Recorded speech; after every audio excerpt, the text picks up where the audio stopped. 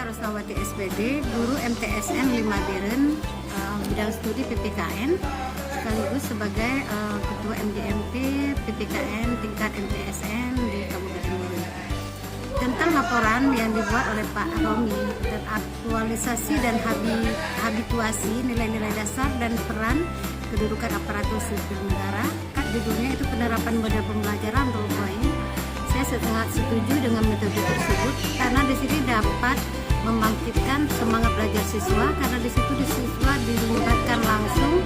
dalam proses pembelajaran, seakan-akan siswa sendiri akan merasakan sendiri tentang materi